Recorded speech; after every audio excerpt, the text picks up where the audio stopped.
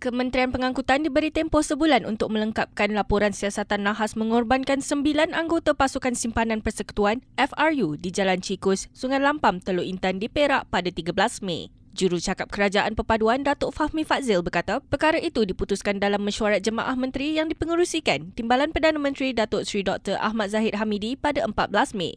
Dalam mesyuarat Jemaah Menteri hari ini, antara yang telah dibincangkan termasuk Kabinet, Jemaah Menteri merakamkan ucapan takziah kepada kesemua mangsa nahas jalan raya yang melibatkan anggota Federal Reserve Unit FRU semalam, dan dalam mesyuarat Jemaah Menteri pada hari ini, Menteri Pengangkutan telah memaklumkan bahawa satu jawatan kuasa khas akan ditubuhkan untuk meneliti aspek-aspek yang bukan bersifat jenayah, di mana dari segi kenderaan di bawah bidang Kementerian Pengangkutan itu akan diteliti dan disiasat, manakala siasatan oleh pihak PDRM diteruskan.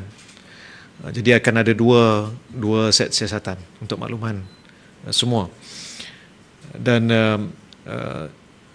Jemaah Menteri telah memutuskan bahawa laporan dari Menteri Pengangkutan, dari Kementerian Pengangkutan perlu disiapkan dalam tempoh 1 bulan dan dibentangkan semula ke Jemaah Menteri sebelum sebarang keputusan dibuat. Beliau berkata demikian pada sidang media selepas mesyuarat Kabinet di Putrajaya pada 14 Mei.